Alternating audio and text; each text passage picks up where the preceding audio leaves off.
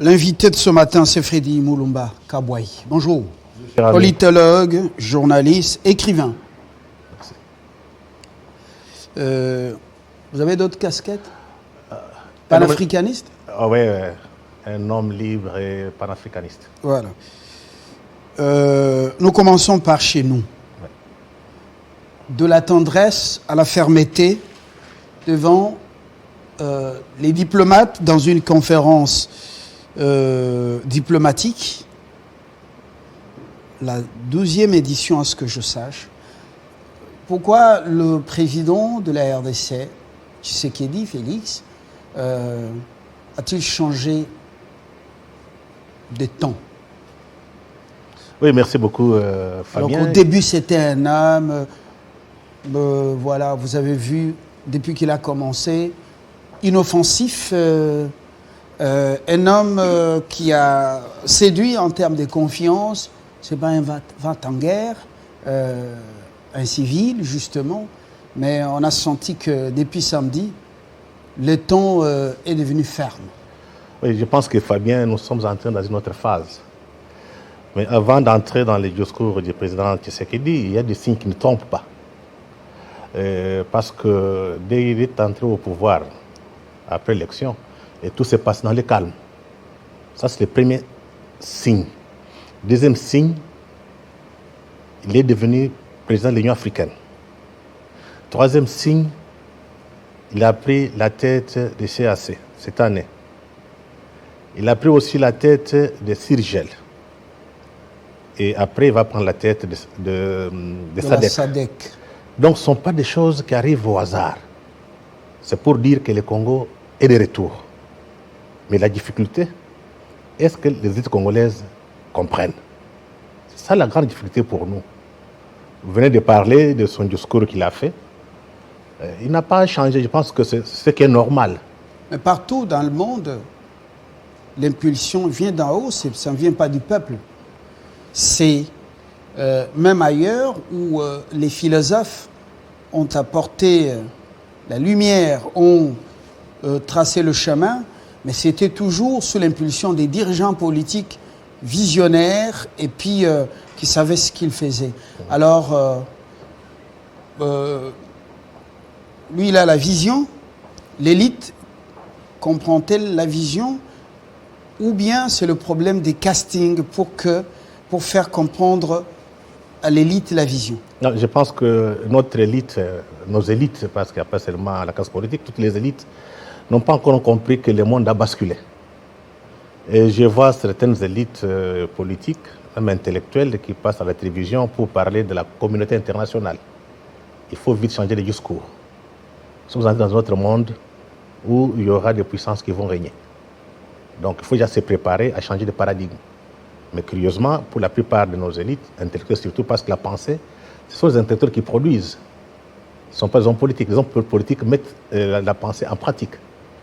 Mais nos penseurs géopolitologues, pour la plupart, ont encore des schèmes intellectuels, des schèmes de pensée hérités de la guerre froide et de la période où l'Amérique a été la seule puissance, donc dans un monde unipolaire. Or, on entre dans un monde multipolaire où vous aurez beaucoup de pôles de puissance, peut-être qui seront ancrés dans les civilisations. Donc il y a un monde qui s'est créé déjà, qui est en train de se mettre en place, mais nous sommes en retard. Voilà pourquoi il est très très important quand le président parle. Parce que quand vous prenez ce discours, vous le lisez attentivement. Je prends le dernier discours qu'il a fait dernièrement à l'Union africaine lors de la fin de la mandature. Il a dit très clairement, le Congo est revenu sur la place africaine.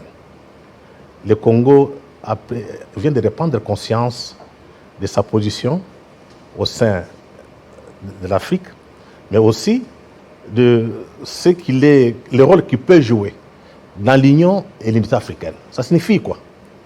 Le Congo devient le centre aujourd'hui dans ce qu'on peut appeler la Renaissance africaine. Donc, il faut vite que nos penseurs, nos élites politiques, religieuses et autres changent leur manière de voir le monde et l'avenir. Donc, il faut de nouvelles constructions intellectuelles, de nouvelles constructions de visions Donc le président a parlé, mais il faudrait que les autres qui sont en bas prennent les choses en main et que cette pensée soit partagée par l'opinion. Je suis vos médias régulièrement. Moi, je suis désolé. On parle d'autre chose. Quand on vous dit que le monde est en train de changer, à Kinshasa, on parle élection, on parle partage des gâteaux, on parle partage des postes ministériels. Or, aujourd'hui, normalement, nos élites devraient beaucoup penser sur ce qui se passe en Ukraine aujourd'hui. Ça aura des impacts sur nous, qu'on les veuille ou non. Ça, c'est la première chose. Deuxième chose qu'il faut aussi relever. Quand il dit, excusez-moi Freddy Mulumba, quand Félix Tshisekedi dit, il est suicidaire pour un pays de notre sous-région de penser qu'il tirerait toujours des dividendes en entretenant des conflits avec ses voisins. Qui est le destinataire direct de ce message? Je pense que c'est très clair. Qui fait le problème au Congo? C'est le Rwanda. C'est le Rwanda de Paul Kagame. J'ai dit Paul Kagame. Deux frères, dans un discours tendre, mon frère. Le président a un discours ferme comme ça. Ça présage quoi? Non, je pense que Paul Kagame n'a pas tiré les leçons du passé. Je prends un titre d'exemple. Mobutu. Mobutu a servi l'Amérique pendant longtemps contre l'Angola. À un moment donné, on a dit à Mobutu, arrête. Il faut te plier à la nouvelle donne. Donc, c'était la fin de la guerre froide. Mobutu n'a pas compris. Imaginez-vous, dans les temps, il y avait des Congolais ici, et des généraux, qui faisaient des affaires, pas à Luanda, mais en Angola, avec Savimbi. Dès qu'on leur a dit, il faut arrêter, personne ne voulait. Et résultat, on sait ce qui est arrivé à Mobutu. Et moi, je dirais que Kagame est sur les mêmes traces. On l'avait utilisé pour balkaniser le Congo. L'équation se complique. Avec cette nouvelle donne qui arrive sur le plan mondial, avec ces mutations, je pense que l'Occident a changé de Kazakh face aux réalités. Et la Russie est en Centrafrique, oui, juste à côté. Je vais y arriver. Oui. Et là, la donne, c'est démembrer le Congo, où le Congo reste entier, parce que la véritable guerre, ce n'est pas en Ukraine. Hein. La véritable guerre, c'est ici. Non, je pense que l'État américain, je dis l'État américain, n'a pas intérêt à ce que le Congo soit affaibli, même pas divisé. Mais il y a des lobbies, des globalistes qui pensent qu'il faut diviser le Congo. Et la plupart de ces gens, c'est ceux qui étaient, ou bien leurs petits-fils, et ceux qui étaient à Berlin en 1885, qui estiment que le Congo leur appartient. Voilà pourquoi ils portent le projet de la balkanisation, qui est instrumentalisé à travers Kagame. Museveni s'est replié un peu, mais Kagame tient à ça. Et je parlais ici Kagame sur les traces de Mobutu. Pourquoi? Vous savez que depuis que le Rwanda est présent dans notre pays, à l'Est, n'oubliez pas que l'économie rwandaise tourne grâce au pillage des richesses du Congo. Et la mise en place de l'état de siège dans les deux provinces ont créé la panique à Kigali. Et maintenant, qu'est-ce qu'ils peuvent faire? Parce que la plupart des ressources financières qui venaient de pillage permettaient à ce qu'on entretienne l'armée rwandaise. Le Rwanda n'a pas de richesse. On a bloqué tous les trous. Il est dans l'incapacité de faire tourner, d'entretenir son armée. Et autre élément important, depuis Obama, depuis l'administration Obama, aucun homme important, je dis homme important de l'État américain est passé par Kigali. La dernière rencontre entre le secrétaire d'État, la secrétaire d'État, Madame Hillary Clinton, c'était à Goma avec le président Joseph Kabila. Kagame a traversé pour rencontrer Madame Hillary à Goma. C'est significatif. Mais depuis lors, personne ne passe par Kigali. Auparavant, on venait par Kinshasa, soit on sort par l'Ouganda, soit on sort par Kigali. C'est plus le cas. Donc, vous pensez que la donne a changé? La donne a changé. J'ai eu un entretien très chaud avec Olas Bain, je crois le vendredi à la résidence de l'ambassadeur Mike. Donc pendant l'échange justement avec la presse, vous sentez que c'est le même discours qui est tenu à Kigali. Bon, les problèmes, le malheur du Congo dans l'Est, d'abord c'est très compliqué. Il faut beaucoup... le malheur ne vient pas seulement des voisins, c'est d'abord ici... les armes qu'on retrouve entre les mains des rebelles, ça vient des dépôts de FARDC, le même discours qu'à Kigali. Alors je lui ai dit, mais comment vous tenez le même discours qu'à Kigali? Je pense qu'il faut faire la part des choses. Il y a en Amérique aujourd'hui des grandes forces qui s'opposent. Vous avez la force de ce que j'appelle les souverainistes et les autres, les globalistes. Les souverainistes sont à Kinshasa, les globalistes sont à Kigali. Ce sont les souverainistes qui ont la CIA et l'armée Pentagone. Pour preuve, le Congo est en partenariat avec l'armée américaine. Mais il n'y a pas un partenariat entre l'armée américaine avec Kigali. Quand vous partez à Kigali, c'est là où vous trouvez tous les globalistes. Ça, c'est ce qui est apparent. Oui, ce n'est pas ce qui est apparent. C'est ce qui est apparent. Non, non, c'est ce qui est réel. Ceux qui sont à Kigali sont sur les globalistes, ils ont l'argent, ils ont les médias. Mais on se retrouve au sein de l'administration américaine, il y a ces puissances, ces deux forces qui s'affrontent. Mais ce qui est normal, c'est pour leurs intérêts. Que pensent les Congolais? Cela, moi, je dis, nous sommes responsables si ça nous arrive. Parce que personne ne peut venir défendre nos intérêts à notre place. Mais curieusement, vous avez des Congolais qui sont soit ministres, soit politiques, soit militaires, qui défendent les intérêts étrangers. Ce qui est dramatique. C'est là le problème. Voilà. Ça, quand on vous dit que le problème, c'est nous, c'est à ce niveau-là. Ça, c'est une manche de problème. Oui. Comment les gens dans une grande puissance, dans un partenariat dit stratégique, privilégié, un pays clé avec toutes ces tous ces minéraux stratégiques. Mais aucune entreprise sérieuse américaine n'entre dans l'Est pour exploiter les minéraux stratégiques qui entrent dans la composition de beaucoup d'engins de l'espace, nouvelles technologies, ainsi de suite. TFM, dont les lois là-bas, vendu, ça même informé le gouvernement congolais aux Chinois. Marc Moran, à l'époque. Aujourd'hui, c'est Chinois. Vous allez à Mwanda, Chevron a voulu, c'est pas vendre où il reste là, chez les Français des Perrinco, pétrole. Alors finalement, on est dans les discours, vous regardez dans la praxis, rien ne vient de là. C'est la naïveté des Congolais. Je vous dis ici, en matière de relations internationales, tout est question de rapport de force. L'élite congolaise est très faible sur le plan caractère, sur le plan compétence. Quand je dis élite, c'est au moins la masse critique. Il y a des individus qui peuvent parler. Aujourd'hui, il est difficile de voir un think tank, de voir un groupe de professeurs, un groupe d'universitaires qui se mettent d'accord pour parler des questions, donc prendre des positions sur des questions de la nation. Chacun parle de lui-même ou bien il parle pour ses propres intérêts.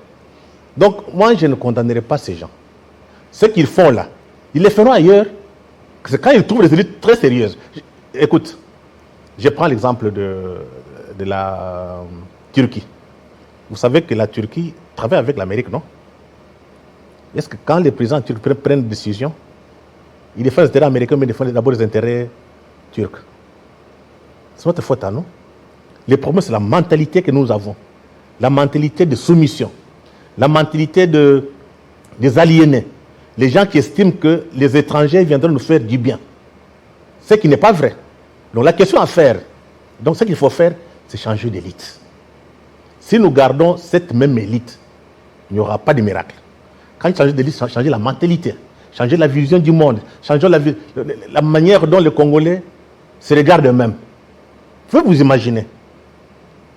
Vous êtes là, un grand journaliste. Il y a un autre journaliste étranger qui arrive avec vous. Un ministre congolais préfère prendre les journalistes étrangers que te prendre. Et tu verras même l'autre est en culotte, il va le recevoir. Mais toi, Il ne te reçoit pas. Un exemple très précis. Beaucoup d'élites congolaises, politiques, intellectuelles, préfèrent passer par les médias internationaux. Au lieu d'utiliser les médias nationaux. Ça peut que les problèmes, c'est nous-mêmes. On n'a aucune vision de grandeur.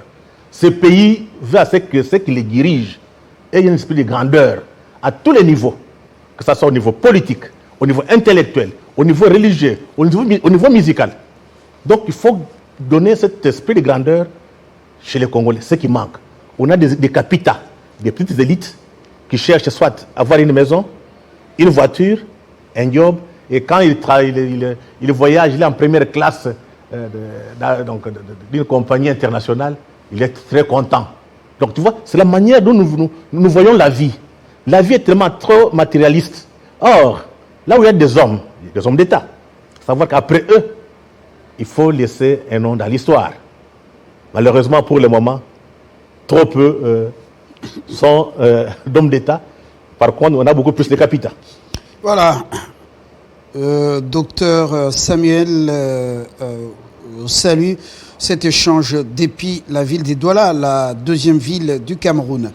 Je suis profondément convaincu qu'il est un devoir sacré de chaque État de notre sous-région d'éviter tout acte générateur des tensions et des conflits avec les autres ou à tout le moins d'en minimiser les risques.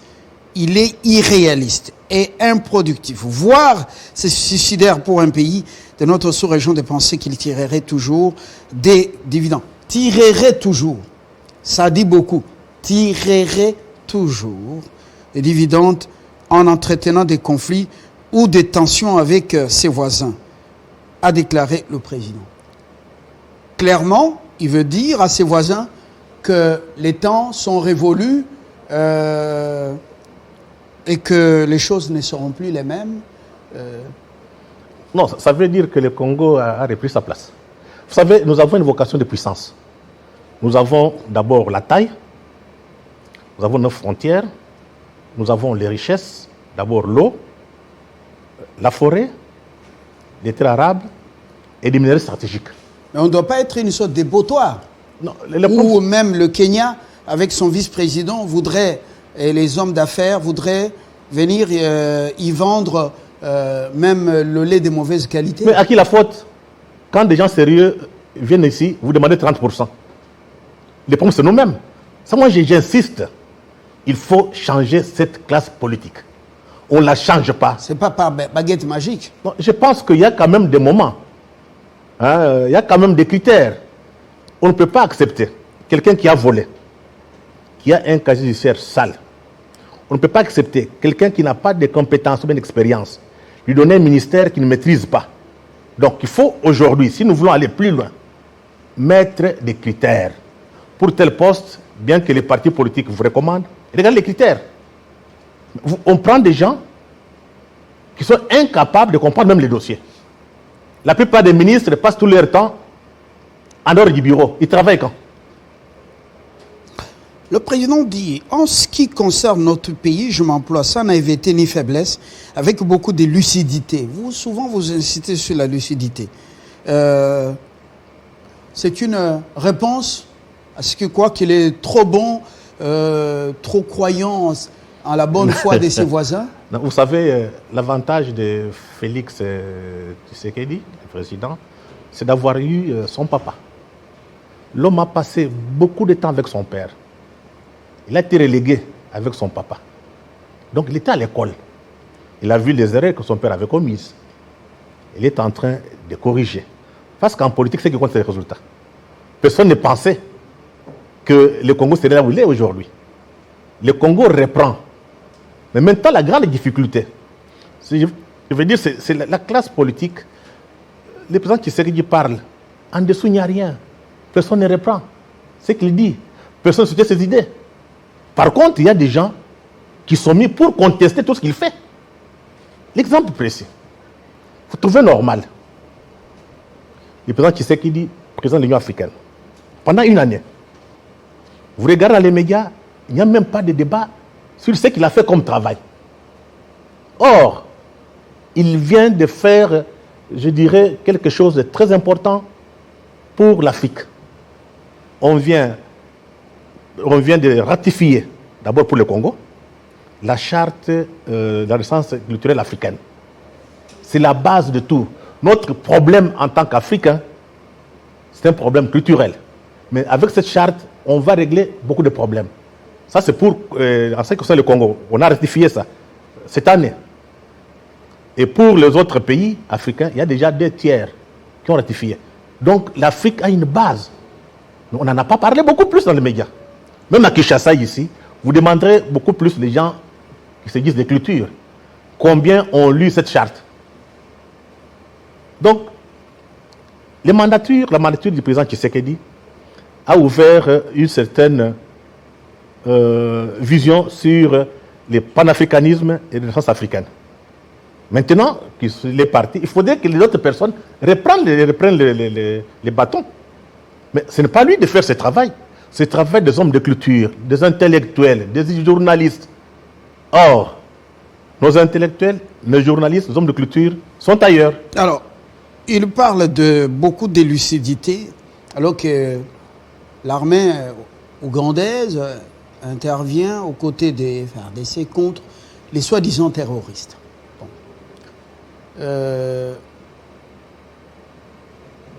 Est-ce que ce n'est pas une erreur d'approche considérer que ceux qui vous font des problèmes peuvent constituer un canal de solution?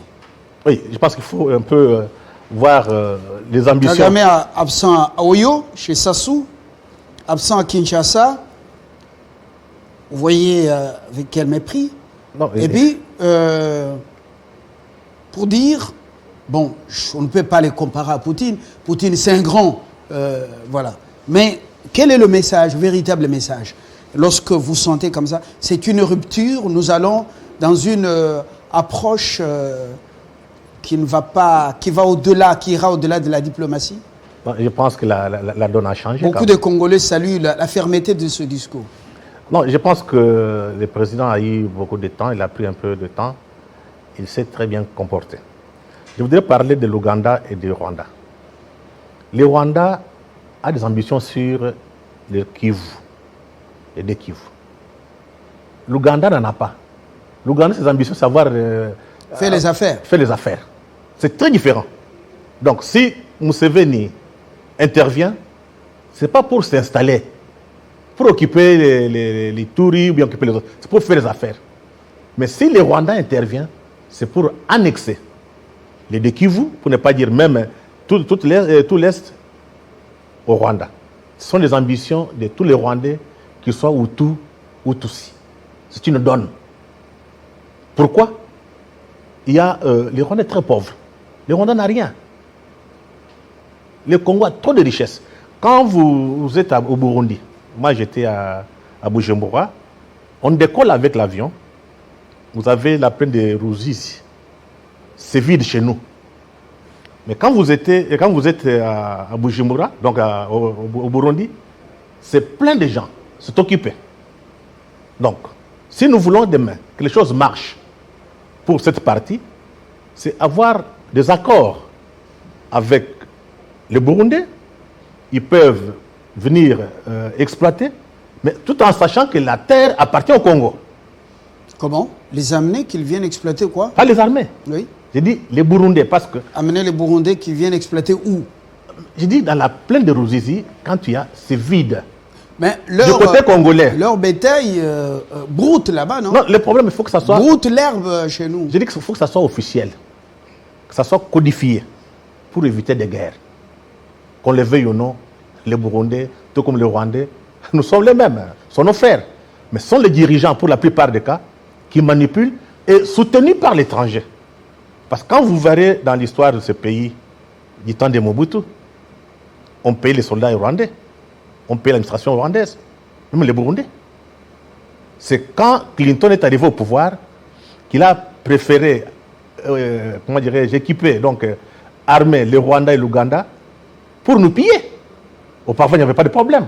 Donc il faut revenir à ce qu'on puisse trouver des solutions. Qu'on le veuille ou non, l'Afrique doit se reconstruire. Il faut penser à cela. Tous ces petits conflits vont passer.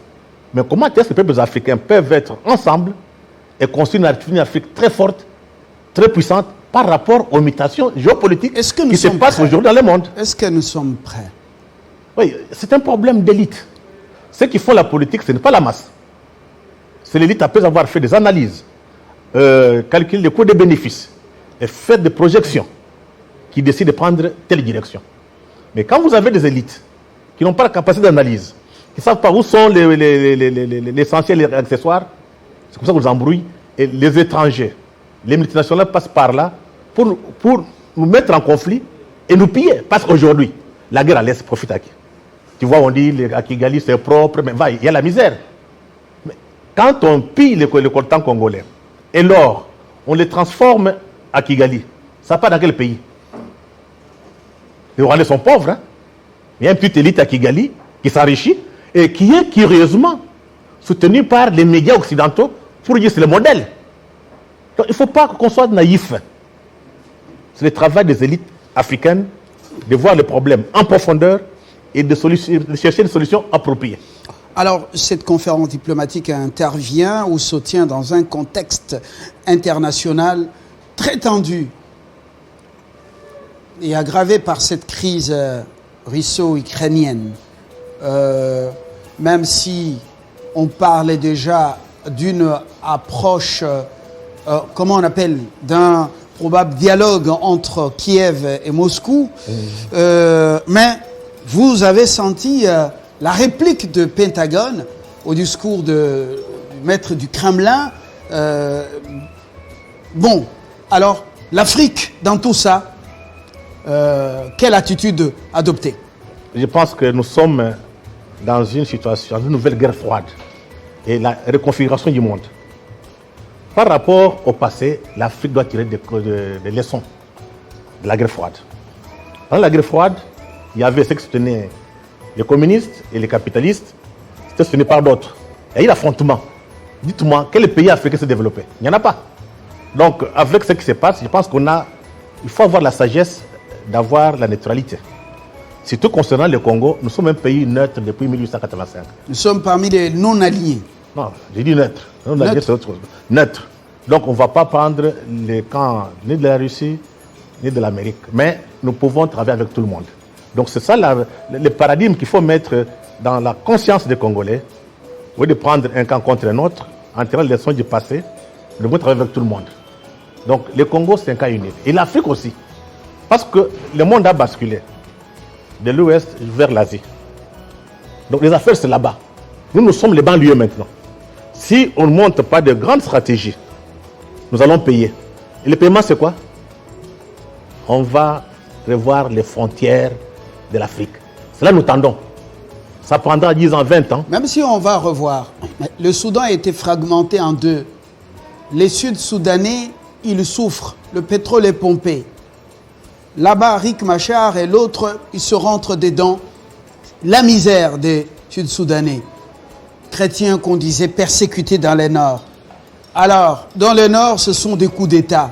C'est maintenant la force, le régime des militaires. Alors, l'Afrique perd toujours.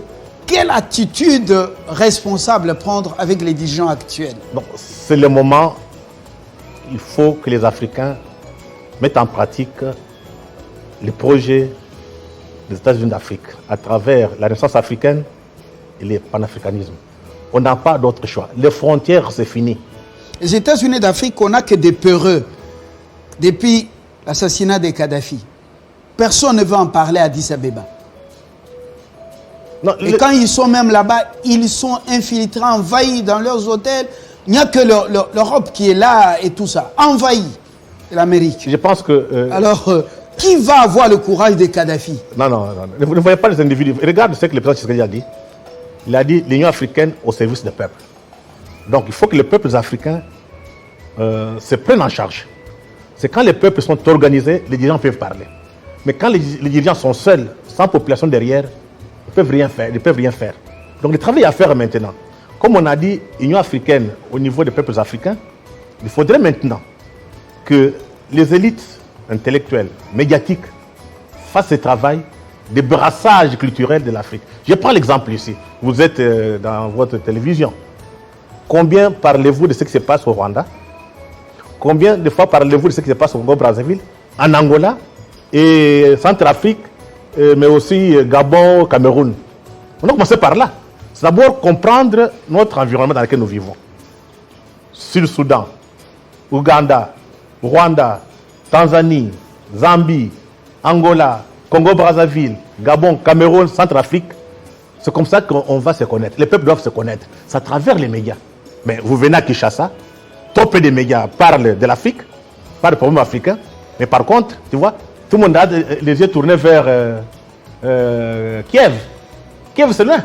Mais à partir d'ici. Donc, il faudrait que les élites essaient un peu de se prendre en charge pour que l'avenir de l'Afrique soit quand même radieux.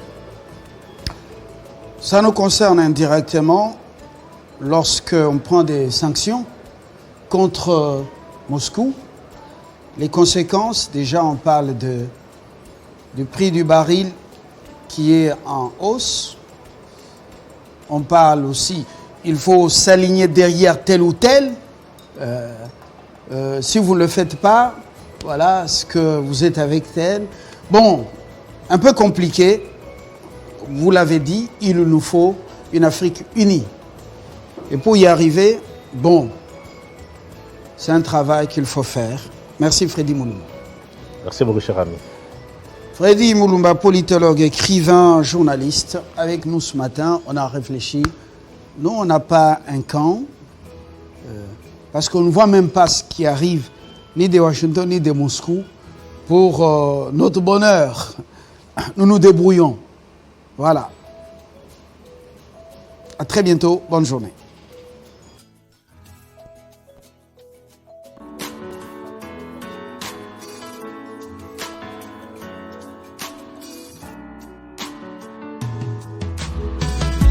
Aujourd'hui c'est ton jour, happy birthday. Tout le monde à la maison, happy birthday. Avec moi nous fêtons, happy birthday. C'est maintenant ton moment, happy birthday. Aujourd'hui c'est ton jour, happy birthday. Tout le monde à la maison, happy birthday. Woo woo woo woo, happy birthday. Woo woo woo woo, happy birthday. Personne ne peut oublier, c'est pas juste pour les billets. Aujourd'hui c'est ton jour, c'est ton meilleur jour pour briller. Il faut chanter, faut crier, il faut danser, faut prier. Aujourd'hui c'est ton jour, des messages d'amour par milliers. Et t'auras toute la nuit, et plus rien ne compte. T'auras encore toute la nuit pour refaire le monde. T'auras toute la vie pour refaire les comptes. T'auras encore toute la vie pour refaire le monde. Là y a que des gens que tu connais. Et c'est ce jour qu'on attendait. Et puis tout ce bonheur tu l'as pas volé. Et c'est ce jour qu'on attendait. Aujourd'hui c'est ton jour, happy birthday.